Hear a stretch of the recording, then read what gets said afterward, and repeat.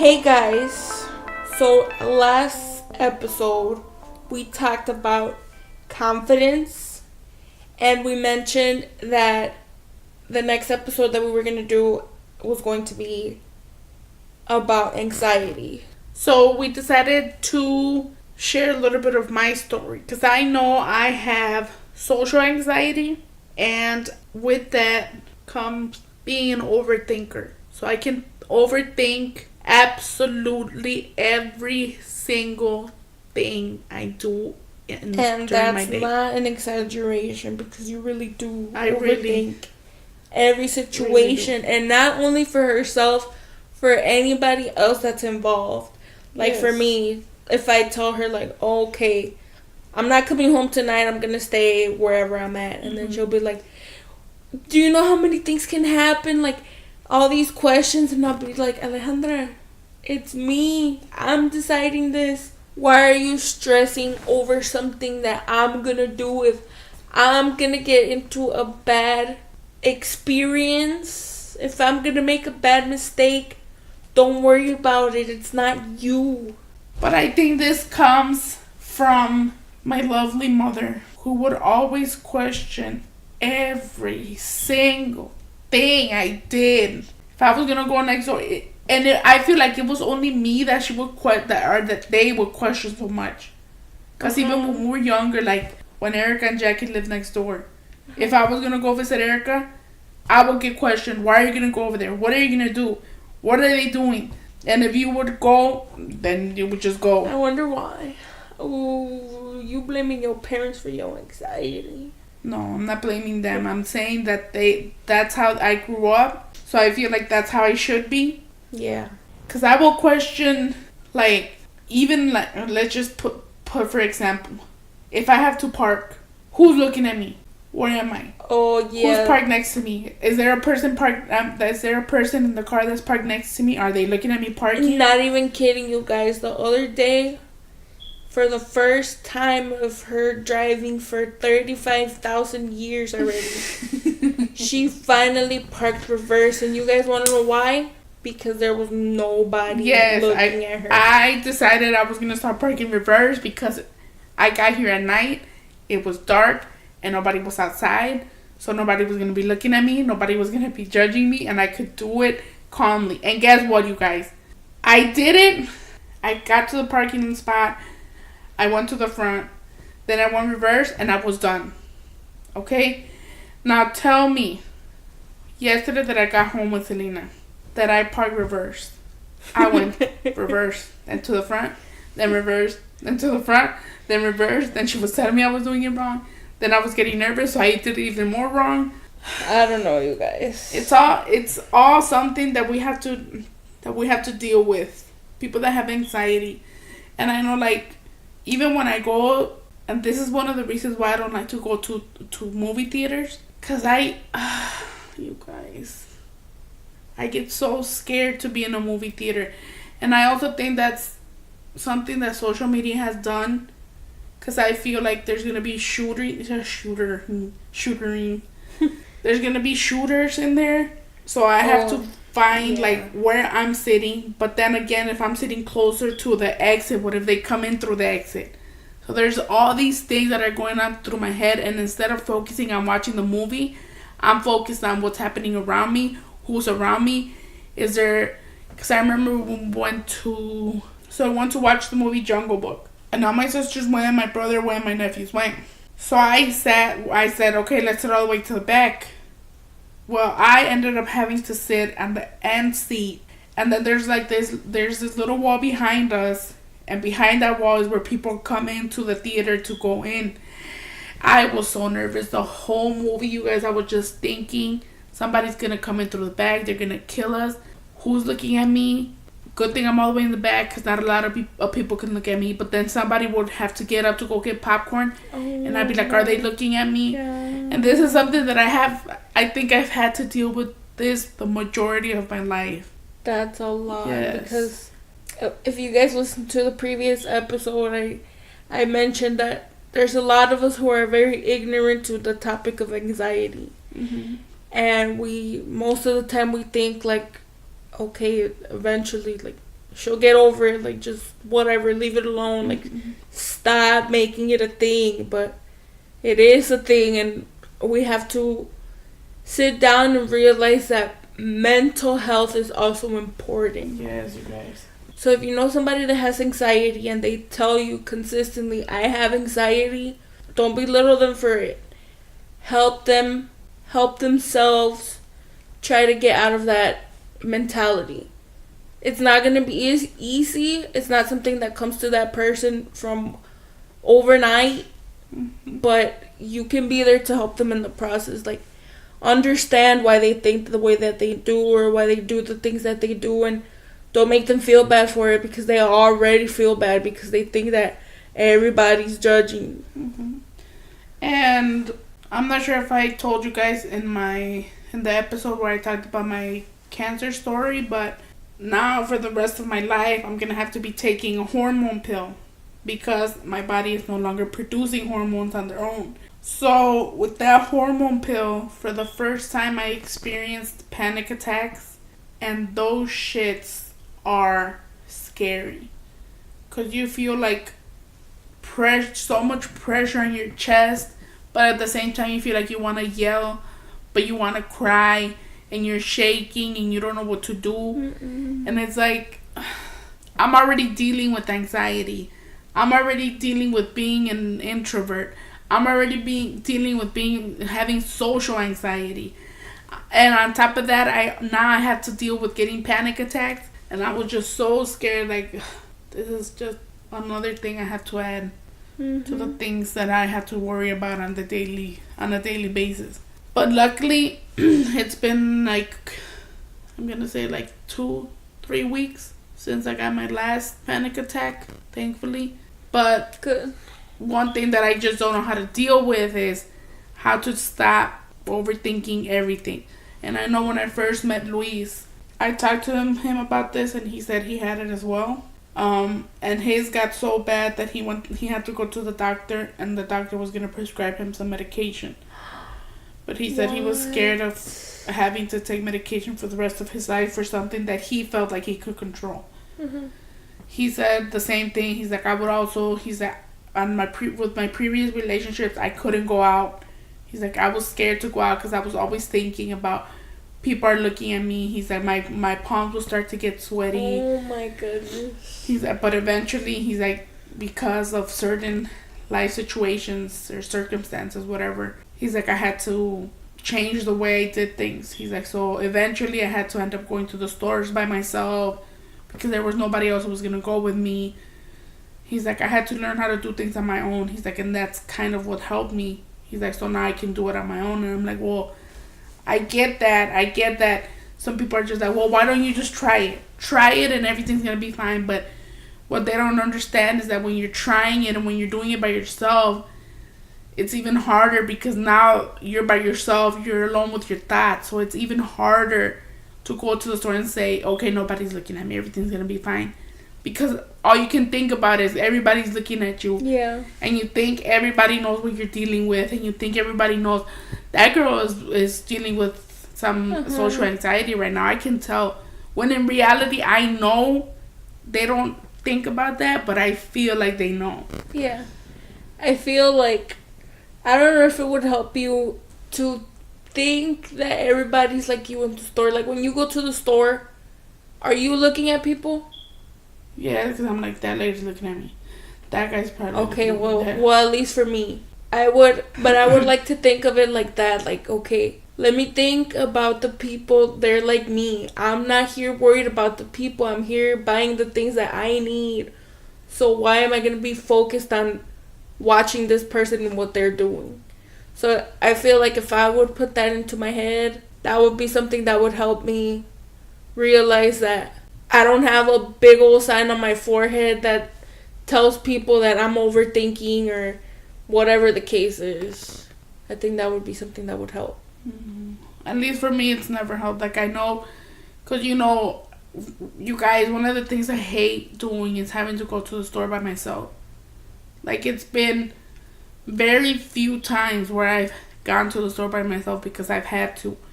But if I can, I'm going to wait until somebody can go with me because I get such social anxiety to have to think about, I'm going to go out and everybody's going to be looking at me. Even where we live, even here, having to walk from here to the car, I can guarantee you guys, nobody is looking at you guys.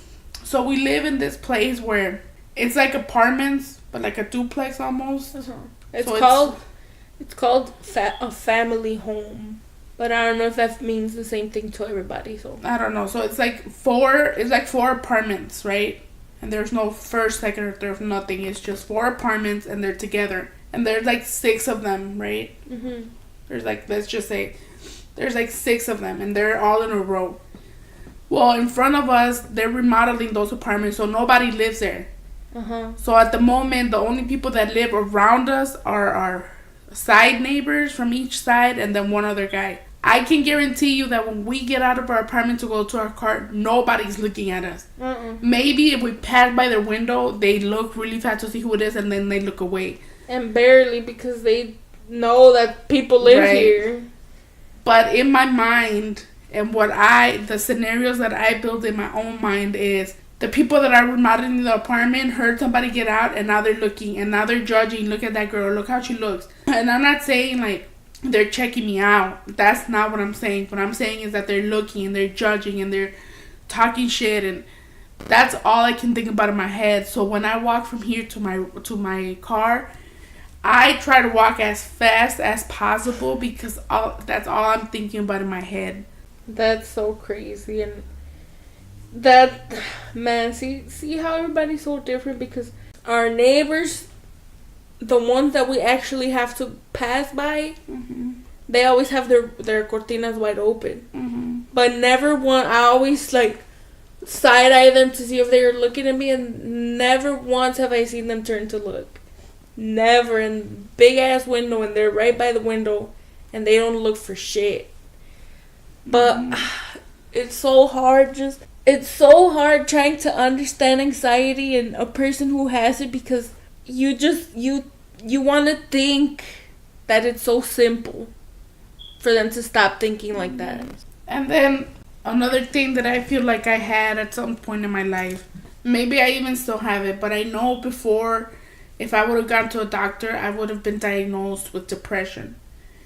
And the reason why I know I have it is because I struggle so much with feeling accepted that I can guarantee you that it was at least once. Maybe it was even more than that, but that I can really remember that I really was about to go through it was once. And it was having something that is not, or something that I wish I could just grab onto a person who's going through this, is someone who's having suicidal thoughts. And I know, like I said, at least once I've had it, that I can remember that I was really planning on what I could do to go through it. It was one time. And it was when I was like, goodness. How old was I? Probably like 14, 15. Because I felt like I was worthless. Like, I'm not doing anything. And it wasn't like, how do I explain it? It wasn't like because I didn't have a job, because we were 14, 15. Obviously, I wasn't going to have a job. But I just felt like I don't have the same amount of friends that everybody has, or after school, I don't hang out with people just like I see everybody else, like, oh, let's hang out after school, or let's do this on the weekend. I would never, ever have that. And even in my high school years, I never had that. I did have a very close group of friends. It was, during my high school years, it was 4. It was 4 ladies. And I think because of them, and even my fam, nobody knew what I was going through, okay? But because of what I went during the time that I was thinking about suicide, that's when I met them. And I remember before, when I was thinking about all of this, one was, oh man, I'm gonna cry. Was when we were having so much trouble in our family, and it was just a lot of stuff going on. And that's when, in the previous episode, I talked to you guys about who my favorite teacher was, and it was Ms. Roberti, because I knew I could quote to her, and I could talk to her, and she would listen to me. But aside from that, it was because of her that I met these four ladies. Because I remember that we were in class, and she made us do a project. I don't even remember what that project was about, you guys. I just remember that we had to do sorry, I'm getting emotional. We had to do a video of something. I don't even remember what it was. But I was going through such a bad time in my life that I was like, why am I going to get together with these girls if I know I might not even be here for when the project is going to be due? What? So I'm like, should I do it? Should I not? Should I just go with the flow and make everybody pretend that everything is fine? I mean, make everybody believe that everything is fine. So I was like, you know what? I'm just going to go with it and then think about how to do this later. So then I ended up meeting with them. And of course, we would talk in class and all of that. It wasn't like they were unknown people or anything. But we started hanging out from that moment on because we had to do that video. And I remember I had so much fun with them. We had to buy outfits because we all wanted to dress the same. And I went shopping with them. Mm-hmm. And then I remember that. And then one of the girls' parents had a store where they would sell food. So we went to that store, and behind that store they had like this little warehouse area. And hanging out with them and seeing that it was possible for me to have friends and it was possible for me to get along with other people and not just have to think about how lonely I was. I think that's what made me realize, like, what the fuck am I going to do? Like, why am I thinking about doing this? First of all, it would end the pain that I have, but it will put a pain on my family for the rest of their lives. Uh-huh. Like, for the rest of their lives, they're going to be thinking, like, why did she do this? Why would she not come to us and talk to us about what she was feeling? That is so true. And luckily, to this day, I still talk to them. Not as much as I would like to, because everybody has their own life now, but I still talk to them, and I don't think they know it, but it was because of them that I decided, like, or that how do I put this? It's not like my family didn't love me, and it's not like I didn't love them, but I just needed to know that I could have someone else besides my family. Yeah. You know, like I wanted to have friends because all my school years I was the lame one. I was the one that nobody would talk to, or if somebody would talk to me, eventually they would stop talking to me for whatever reason. So I felt like I wasn't worth having friends. So when I met them, I'm like, hold on, there is a possibility of me maybe not keeping them as friends, but that means that I have the what it takes to make friends, yeah. and I have the charisma that it takes to have friends. So then from then on, we grew closer, and we had a lot of fun times. And now I think back to that, and I'm like, if somebody's thinking about that, just reach out to someone, or maybe try to do something a little bit different just one day and see, and hopefully that one different step that you take is going to make you realize that life is beautiful for you to want to just leave it. Especially if you have a family, like, don't put that burden on them for the rest of their lives to think, was it their fault? Mm-hmm. Because in reality, it's not the family's fault. It's not the family's fault. Whatever is going on through your head, people can't read minds. So if you're feeling sad, reach out to somebody and tell them you're feeling sad. Don't feel like you're going to be a burden on them. Because I feel like if I was feeling sad, I'd rather be a burden on you for those 10 minutes that I'm going to talk to you, mm-hmm. rather than be a burden on you for the rest of your life thinking about why did she commit suicide. Yeah. That's very true. So just think, like, don't make a permanent decision for a temporary problem, because maybe you've been feeling sad for 3-4 days. Okay, that's fine, but eventually you're gonna stop feeling like that. Everything's gonna fall into place. I promise you. I understand that not everybody believes in God, but you do have to trust God's plan, mm-hmm. because He has everything set, and He has everything set up to the second, you guys, because right now, what's going on in my life, I've had to sit back and realize, like, this is God. Like, He's finally putting the puzzle pieces together. Mm-hmm. So you're only gonna be sad for a temporary amount of time. Don't take those feelings and make a permanent mistake, especially if you like to be with your family, or if there's somebody that you care about so much. think about them. Think about how the decision that you're going to make is going to make them feel. Because I know if you care about somebody so much, you want to see them happy, you want to see them succeeding. And if you do something like that, that's going to hinder that person. Or maybe not even, like, yeah, think about your life situation now, but also think about your life situation, what it could be like, or the possibilities of the future. Because now I think, imagine if my stupid dumbass would have committed suicide, I would have never met my nephews. I would have never felt the love that it is to love a nephew or my niece. It's ridiculous. Like, I don't even know how to put it in words. It's a tough thought, but it's something that you have to think about. Like, small things. Find small things that are gonna help you change your mentality. Lift you up daily. Yes. Like, think about, okay, oh my God, so cute. Like, in 5 years, I'm gonna see my niece going to her first day of school. In 20 years, I'm gonna see my son getting married. In 50 years, I'm gonna have 30 grandchildren. Like, think about things in the future. It's not always about the position you're in now. Or it's not always about something that happened in the past, because remember, the past is already gone. It already happened. You're living in the now. So if you're thinking right now about suicide but nothing else bad is happening to you, stop thinking about it. Nothing bad is happening to you. Right. Read a book. Distract your mind. Text a friend.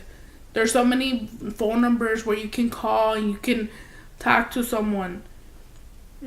Don't think you're alone, because you're not. There's so much resources nowadays, especially with social media, where you can just reach out to someone and talk to them and let them know how you're feeling.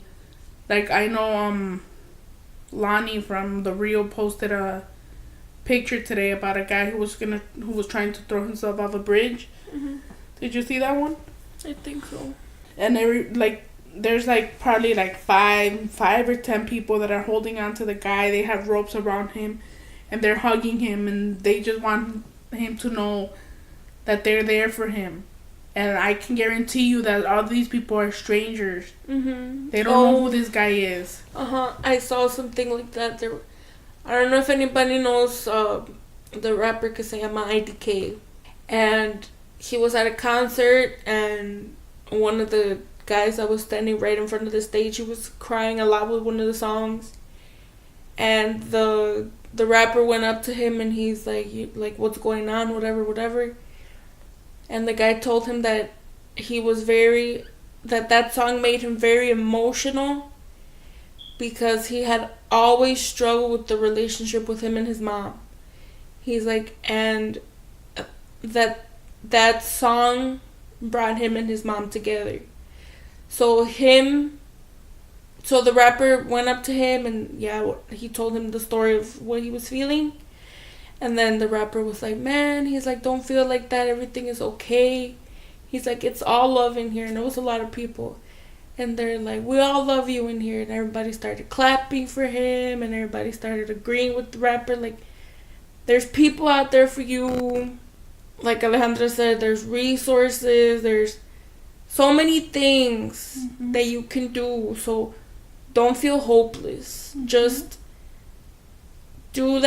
take that small step to reach out to somebody, or to turn that switch in your head. Like, okay, stop thinking like this. Like, you have so much to look forward to, especially those of you who are young. You have your whole life ahead of you.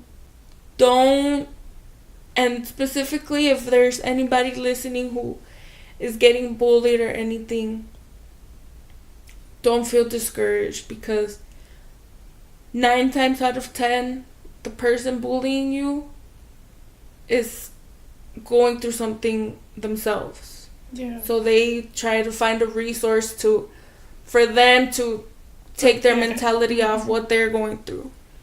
So at the end of the day, you're most important to yourself.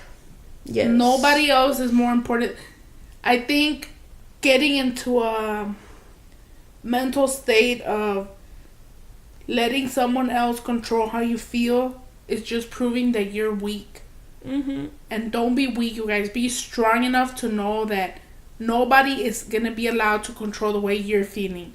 So if you're feeling sad, it's because you want to feel sad, not because somebody else wants you to feel sad. Right. And it's okay to feel sad once in a while. It's okay to cry it out once in a while. But just know that you're always going to come back from that. And the feeling tomorrow when you wake up is going to be gone, and you're going to be able to live a new day and to be a better person. And even though, you guys, a little bit of a story time. One of my bullies that he was my bully from first grade to 8th grade or whatever, until whatever grade he went with me. About a year ago, 2 years ago, he sent me a message on Facebook to apologize.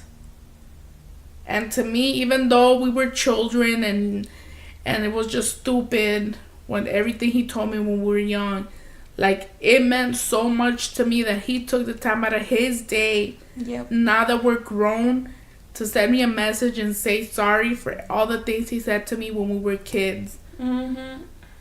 That just shows a level of maturity within him that not everybody can have. So don't think that that person is going to think the same about you for the rest of their lives. They're going to forget that you even existed in the first place. Yeah. So if they forget that you existed, why do you have to remember daily that they exist? Mm-hmm. Or they're going to remember that you existed and they're going to feel sorry for everything they did, because remember, just like we talked about in our manifestation episode, everything you put out into the world will eventually come back to you. Yes. So those people who put hate towards me, unfortunately, even if it hasn't happened, it's going to happen.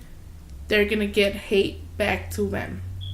And it might even hurt them worse, because everything you do comes back worse. 10 times worse. And maybe, I don't want to say this, but that's what they get for being bullies. And I have a story time too, because I was the bully. She was bullied and then she became a bully, guys. Yes. That makes no sense. Well, actually it does, because she suffered so much that she was like, I'm going to have to be somebody's bully now. Right. So I don't want to wish bad on anybody, but maybe it comes back to their kids. Maybe their kid is going to be the one that's going to be bullied. And then they're going to sit there and think, like, this is how my child feels, is how I made that girl feel. Mm-hmm. So I have 2 stories, but we should do a story time.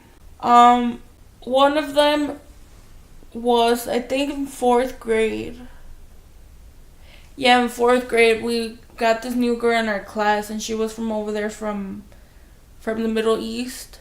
So she was from the Middle East, and she had just came over here, so she was different. Like, her culture was different, she looked different, she talked different, and I would bully her. And she would sit next to me. The teacher sat her next to me. I probably made her 4th grade year a living hell. But probably, I don't know how long ago it was, I found her again on social media. I think it was either through Facebook or through Instagram, I don't remember. And I sent her a message to apologize. Because I'm not that ignorant child that I was in 4th grade. I didn't know. I mean, I knew better, but I didn't act better. And I realized, like, okay, I found this girl. Like, she probably remembers me, so let me do this. And she really appreciated it. I wish I would have kept those messages. She liked that I reached out to her and that I apologized. It's like, I don't hold it against you because we were really young. She's like, but I do appreciate that you reached out to apologize about something like that you did. Mm-hmm. And another one is Vero. You guys have heard me talk about Vero. Vero's her best friend in the whole wide world. Vero is my sister. Vero is my rib and my hip bone. And I would bully her, you guys, in 8th grade. And she defended me from my bully in 6th grade, and I bullied her in 8th grade. But I already apologized to her too. Do you think you've apologized to her more than once? Yes, I know I have. I tell her a lot, like, that I'm so sorry. Like, how are we this close right now, bro? If I used to bully you for real. And not only me, cause we had a group of friends, and we all cut her off because of me. That's terrible. I feel like that's another thing that at least I don't remember. So if any of you guys are listening and you guys went to school with me and you guys remember how I was, it would be really fun to know your version of how I was. Because from what I remember, I don't think I was mean to anybody. I was actually mean one time to my best friend. My best friend in... I don't even remember what grade it was, but I know it was elementary school. Because I told her I no longer wanted her to be my best friend. And I remember she cried. Wait. And she went to sit on the swings. So I was standing by those doors and she was across. She was sitting in the swings. Mm. And she was crying over there because I told her I no longer wanted her to be my best friend. And I think I yelled at her, telling her to stay away from me. I don't remember why though. And then I felt so bad that I went and I apologized to her. Wait, now that I'm remembering, I did that in 6th grade. And I apologized to the girl because she's also Vero's friend. But I wrote her a letter and I gave it to her in gym. In 6th, yeah, it was in 6th grade. Oh my God, Samantha, if you're listening to this, I already apologized, so I'm sorry. And she told Vero too, bro. With that though, you were older, so you should have known a little better. With me, I was in elementary school, you guys. I think it was either 3rd or 4th grade. I don't remember. Mm-hmm. And I wrote her a letter to let her know that I didn't want her to be my friend anymore. And she read it in gym. Remember at Jack Benny that we had to walk in gym around the field? And she was walking and reading the letter. And the gym teacher took the letter away from her.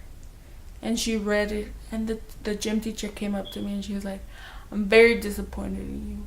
I was very disappointed in myself in that time too. Because she had been my best friend since, I think it was like 1st grade. First grade. Wow. No, I think this was like in 5th grade when I told her I didn't want her to be my best friend anymore. So basically we were best friends all elementary school, and then at the end I was like, girl, I don't need you anymore, bye. Damn, you just used her.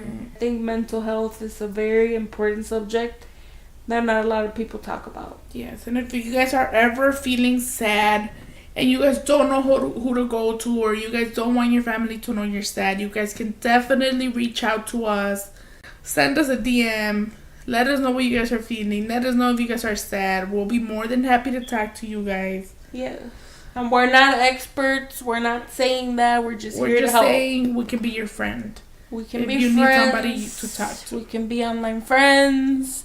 Maybe we'll become very famous one day and we will meet and greet you guys.